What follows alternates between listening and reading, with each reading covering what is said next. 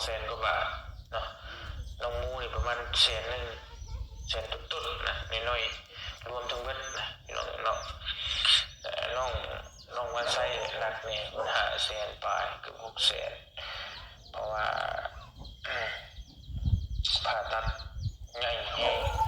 แล้วก็เป็นเด็กน้อยพวกอยู่ห้อง ICU ก็โดนกลัวผู้ใหญ่เนาะก็หลายสิ่งหลายอย่างพี่น้องที่มันท้าทายแต่ก็รอดพ้นมาได้นะพี่น้องเนาะทางบทเรียนก็ต้องขอบคุณพี่น้องขอบมุกขอบใจพ่อแม่พี่น้องทุกคนเลยพี่น้องเลยที่ได้ซอยได้สู้พี่น้องเลยเนาะทางน้องทั้ง3คนพี่น้องเลยจนรอดชีวิตจนเปลี่ยนเป็นชีวิตใหม่เป็นคนใหม่สั้นซะเดี๋ยวไปเตียงขึ้นหูไปเบิ่งเนาะพี่น้องเลยฟังหนึ่งนี่อยู่ฟังหนึ่งนี่รักษาแล้วฟังหนึ่งท่านรักษาแล้วพี่น้องเนาะว่าเตียงสิให้พี่ให้น้องเบิ่งน้องกันว่าเขามีความแตกต่างกันได้พี่น้องเลยเนาะทำบ่ได้พี่ได้น้องนี่ก็โอ้คือสิยากให้มันต้องใช้เงินหลายนะพี่น้องเนาะจังได๋ก็บ่เต็งก็ขอบคุณแทนทางน้องเพิ่นแล้วก็แทนทางคนลาวเฮานำกันเองพี่น้องขอมุกขอบใจขอให้อยู่ดีมีแรงผู้ใหญ่ใจบุญว่าทั้งในได้ต่างประเทศแล้วก็บ่ว่าอยู่ไกลอยู่ไสก็แล้วแต่บ่เต็งก็ขอขอบคุณขอมุกขอบใจหลายๆแล้วขอให้ทุกท่านอยู่ดีมีแรงสุขภาพแข็งแรงให้ร่ำให้รวยเนาะเจริญในหน้าที่การงานตลอดปีและตลอดไปปรารถนาสิ่งใด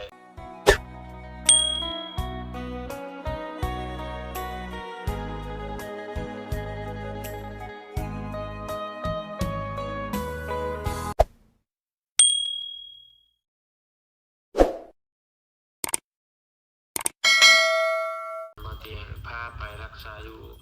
โรงพยาบาลศรีนครินทร์โรงพยาบาลศรีนครินทร์ก็ได้อยู่ขอนแก่นนี่แหละพี่น้องเนาะ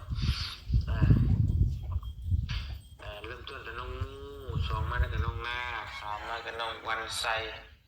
น้องวันไซใส่สิ่งเฮาเนาะก็ทักทายสบายดีเด้อสบายดีและสวัสดีพ่อแม่พี่น้องหมดสุขสุคนหมดสมองสุบอนบ่ว่าอยู่ภายในหรือว่าต่างประเทศก็ยินดีต้อนรับทุกท่านเข้าสู่ช่องโมชาแนลเนาะพ่อแม่พี่น้องโดยเนาะทุกคนตอนนี้เฮาก็นั่งเบิ่งคลิปง่ายเพิ่นลงอยู่นะทุกคนก็มีแต่เป็นเคสนะเอาเลยคลิปเพิ่นลงเนาะทุกคนสำหรับน้องมูนี่บ่เตียงรู้จักโรงพยาบาลศรีนครินทร์ขอนแก่นมืดเนาะทุกคนของน้องมูพี่น้องแต่ซั่นก็มืดเนาะคนติดตามคือสิฮู้ดีเนาะซอยก็อยู่ในแถวบ้านพี่น้องแถวบ้านมืด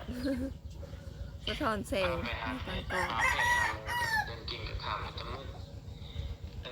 กล้องข้างในเดี๋ยวตั้งกล้องใหม่ทุกคนมันมืดเนาะนี่นะทุกคนเปลี่ยนมุมมันอยากมืดนะเดี๋ยวแบบมืดแห้งได้สุกบางคนก็บุรอดก็มีอันนี้ต้องยอมรับลูกค้ามาไปโดนทำผ่าตัดนะทุกคนดิคนที่เอาไปรักษานะมีทั้งรอดมีทั้งบุรอดมันก็มีทั่วทุกรูปเลยเนาะถึงวันเดียว15ของตัวข้าไปกันวันมือมันก็ไปที่เราพี่น้องเนาะแม้กระทั่งคนนั่งว่าอยู่ตอนนี้กับวันเดียวนึงคือกันขับรถขึ้นไปยังบ่ฮอดสิปูนมันเรียบร้อยโชคนั่นก็พี่น้องวันเดียวก็เที่ยวไปหาเราถึงโอ้นั่นก็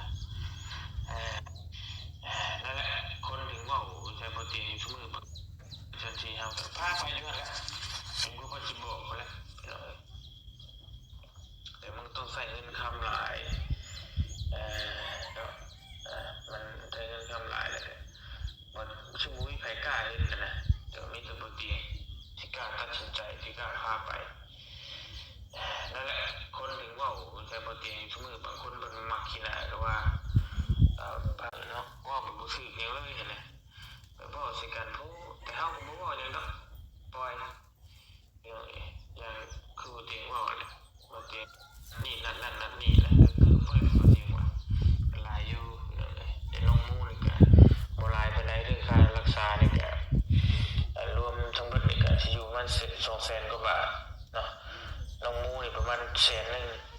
แสนต้นๆนะน้อยๆรวมทั้งเบิดนะพี่น้องเนาะ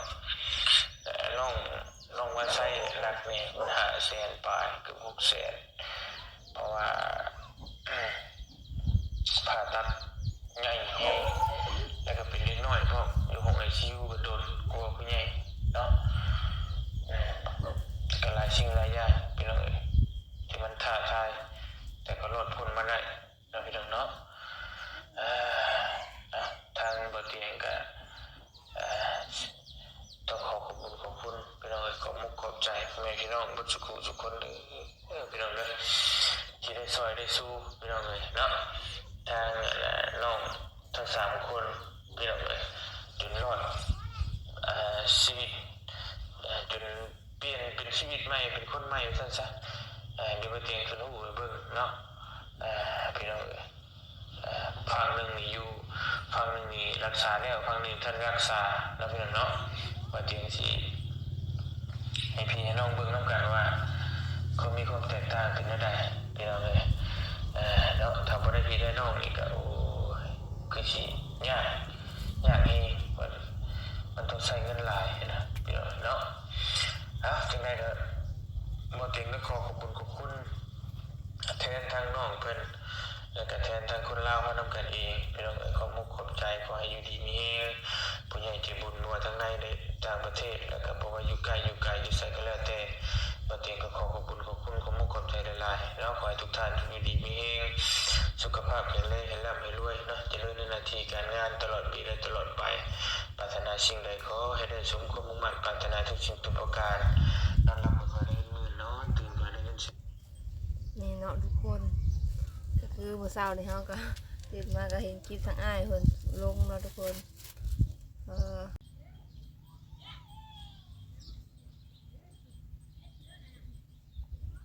นี่นะทุกคนจากคลิปทางอ้ายเพิ่นแต่โอ้ยถือว่าเฮาก็สุขดีหลายเท่าแหละสภาพ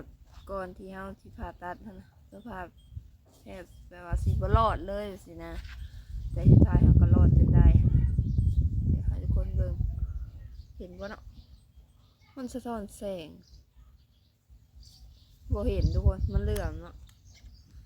มันเหลื่อมมันบ่เห็นเด้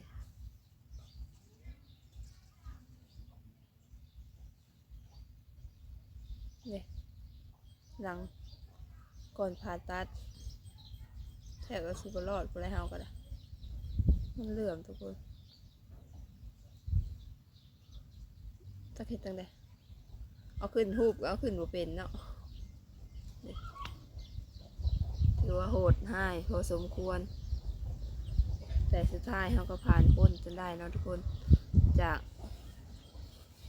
แบบนี้โอ้ยมันเดิมหน้าตาแบบนี้จนมาเป็นแบบนี้เนาะทุกคนก็ถือว่าผ่านร้อนผ่านหนาวมาหลายพอสมควรเนาะทุกคนจนผ่านพ้นอีกอย่างหลายๆสิ่งหลายๆอย่างจนมาถึงปัจจุบันนี้นะก็ถือว่าใช้เวลาทรมานนั้นพอสมควรแล้วก็ผ่านร้อนผ่านหนาวผ่านอีกอย่างมาหลายๆอย่างนะจนเราได้มาอยู่ในจุดนี้จนมีมื้อนี้นะก็ผ่านหลายสิ่งหลายอย่างมาก็ย้อนว่าผู้ใหญ่ใจดีมอสุขุสุคนหรือว่ายูทูบเบอร์หลายๆผ่านที่เขามาถ่ายเนาะถ้าบ่มีโลกออนไลน์แบบนี้เฮาก็คือบ่มีชีวิตคือแบบนี้ดอกทุกคนเป็นเพราะหยังที่เฮาออกมาอัดคลิปมื้อนี้เราก็เห็นคลิปทางอ้ายเพิ่นลงหั่นนะก็ดีใจแฮงเฮาก็สิแบบว่าได้รอดมาจนมาอยู่ปัจจุบันนี้หั่นนะมีหลายๆคู่หลายๆคนเฮาก็คือสิบ่มีมื้อนี้เฮาก็ดีใจหลายนั่นแหละก็เลยมาอัดคลิปเนาะถือว่าตื่นตันแฮงจนเฮาก็ได้มีชีวิตเปลี่ยนไปหลายๆสิ่งหลายๆอย่างเนาะแล้วก็สิมีหน้าตาแบบนี้ถึงว่าสิบ่ได้งานบ่ได้เพอร์เฟกต์อีหยังแต่เฮาก็ดีใจนะทุกคนที่เฮาผ่านอีหยังหลายๆสิ่งหลายๆอย่างมาฮอดปัจจุบันนี้หั่นนะก็ถือว่าบุญหลายบ่คิดบ่พันว่าสิมาอยู่ในจุดๆนี้หั่นนะมันแตกต่างกันหลายเนาะเฮาบ่เป็นฮุบขึ้นสิเฮ็ดจังได๋บ่เป็นทุกคนนึงมามันเหลื่อมก็ว่าแตกต่างกัน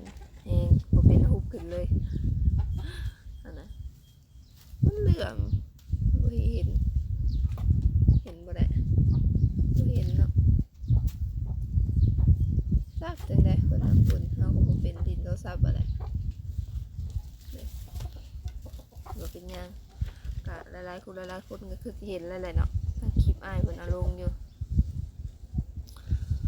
ก่อนผ่าตัดกับหลังผ่าตัดก็สิแตกต่างกันหลายพอสมควรหั้นนะเฮาก็เลยเห็นคลิปนั้นก็เลยมาอัดคลิปนี่แหละเนาะมีโมกดีใจหลายๆทั้งยอดผู้ใหญ่ใจดีหมดสุกคนหรือว่ายูทูบเบอร์หลายๆคนเนาะที่เขามาถ่ายแล้วก็ทั้งแพทย์ทั้งหมออะไรแล้วก็ดีใจที่เพิ่นช่วยชีวิตเขาได้หั้นนะบ่คิดว่าผ่านเนาะสิได้มาอยู่ในจุดนี้ก็ดีใจเนาะที่เราผ่านแล้วก็รอดมาจนมาถึงปัจจุบันนี้หั้นนะทุกคนดีมอกดีใจหลายๆเด้อเนาะดีใจแฮงขอบคุณหลายๆผู้หลายๆคนที่ยื่นมือเข้ามาซอยดีใจเนาะคนสันเฮาก็คือสิบ่มีมื้อนี้แล้วก็สิบ่ได้มีชีวิตอยู่มาถึงปัจจุบันนี้ดอกเนาะถ้าบ่มีทุกคนหรือว่าหลายคนนั่นแหละทั้งแพทย์ทั้งหมอเพิ่นก็ซอยเฮาก็ซอยเต็มที่หั่นแหละทุกคนเฮาได้มีชีวิตที่หน้าตากลับมาแบบนี้ถึงสิบ่เต็มร้อยแต่ก็เฮาดีใจได้สำนี้กันเนาะก็สิได้สำนี้ก็โอ้ย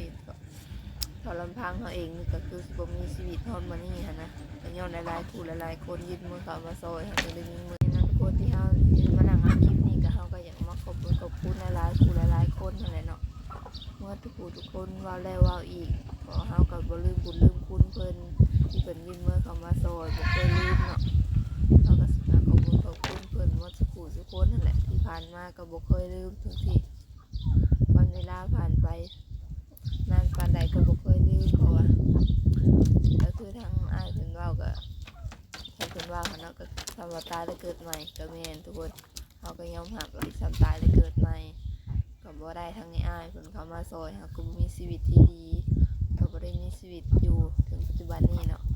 ที่เพิ่นว่ามาทั้งหมดก็คือเรื่องจริงก็เนาะดีใจที่เพิ่นคิดมือเข้ามาซอยหั่นแหละจนมื้อนั้นจนมาฮอดมื้อนี้หั่นน่ะทุกคนเฮาเห็นคลิปเฮาก็เลยดีใจก็เลยมาอัดคลิปเพิ่มเนาะทุกคนสิว่าจังได๋ก็ดีใจยอมรับก็ขอบคุณหลายๆเด้อเนาะผู้ใหญ่ใจดีหมดสุคนหรือว่าแพทย์หมอโรงพยาบาลศรีนครินทร์ขอนแก่นถ้าบ่ได้ทุกคนเฮาก็บ่มีมื้อนี้ที่เพิ่นยื่นมือเข้ามาซอยดีมอกใจหลายๆเนาะที่เอาพยาธิโรคาหรือว่ายังออกไปจนหมดเนาะทุกคนก็ขอบคุณหลายๆก็ขอบคุณทางยูทูบเบอร์หลายๆคู่หลายๆคนที่ยื่นมือเข้ามาซอยเพราะว่าผู้ใดก็ตามเนาะหลักๆเลยก็คือทางบ่าวเตียงเนาะทุกคนเพิ่นก็ซอยหลายๆสิ่งหลายๆอย่างพาเฮาไปหาหมอหรือว่าอะไรนี่ยังหลายสิ่งหลายอย่างถ้ามีทางอ้ายเพิ่นเฮาก็ฮู้จักทางไปทางมาเนาะแต่อ้ายเพิ่นก็ยื่นมือเข้ามาซอยตั้งแต่ต้นจนถึงปัจจุบันนี้หั่นนะขอบคุณหลายๆก็ถือว่าบุญเฮาก็มีหลายอยู่ที่หลายๆคนก็คิดเห็นตาสงสารเนาะก็ขอบคุณหลายๆเฮาก็บ่เคยลืมเนาะใหญ่ใจดีหลักๆเลยก็คือทุกคนนั่นแหละที่รวมมือกันเนาะที่เขามาซอยทั้งเฮาและครอบครัวเฮาจนมาถึงปัจจุบันนี้ก็ขอบคุณหลายๆเด้อเนาะเฮาก็บ่เคยลืมทุกคนที่ขอจำตลอดชีวิตเนาะเพราะว่าครั้งหนึ่งก็มีหลายๆคนหลายคู่หลายๆคนยื่นมือเข้ามาซอยให้นะมีทั้งพ่อแม่คอยให้กำลังใจแล้วก็คอยซัพพอร์ตมาโดยตลอดนะก็ดีใจหลายๆเด้อเนาะที่เวลาที่ผ่านไปเกือบ2 ปี3 ปีแล้วเนาะทุกคนตั้งแต่เฮาขอความช่วยเหลือแรกๆเนาะโดยก็ขอบคุณหลายๆเด้อเนาะหมดสุขคนมีมองมีใจหลายๆเนาะก็ขอให้หมดสุขสุขภาพร่างกายแข็งแรงให้เจริญรุ่งเรืองในหน้าที่การงานขอบคุณหลายๆสาธุเนาะดี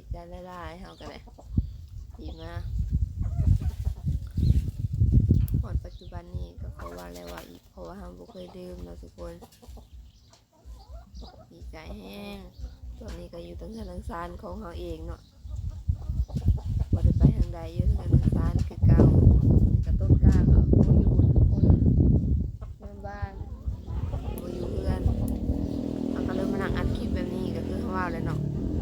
ออกไปนอกเฮาก็บ่ได้คอยออกไปแล้วเนาะทุกคนออกไปถ่ายแบบว่าอิหยังเพราะว่าเฮาบ่ได้ไปหั่นนะก็มีแต่อัดคลิปของเจ้าของมันบ่มีโอกาสสิได้ไปทุกคนเพราะว่าบ่มีหมู่บ่มีหยังหั้นนะไปคนเดียวคือเฮาว่าหั่นแหละเนาะคือเฮาว่าหั่นแหละเนาะไปสัตว์ก็ได้เราจับกับข้างเลยติดเนาะทุกคนนี่แหละสาระคลิปนี้ก็ประมาณนี้แหละเนาะถ้าดังคำว่าแม่นประการใดบ่สมมาพาควรอันใดก็ขอโทษขออภัยพ่อแม่อีกทีหลายๆเด้อเนาะสาระคลิปนี้ก็สิขอตัวจบคลิปเพียงส่ำนี้ก็ฝากกดไลค์กดแชร์กดติดตามเพื่อเป็นกำลังใจให้ทางเฮาทำคลิปต่อไปแน่สาระคลิปนี้ก่อนอื่นหมดก็ฝากให้พี่น้องโฆษณาให้แน่เด้อเนาะหลักๆเลยก็คือโฆษณาสาระคลิปนี้ไปแล้วทุกคนเจอกันคลิปหน้าเนาะสิขอกล่าวคำว่าสบายดีโดนไปแล้ว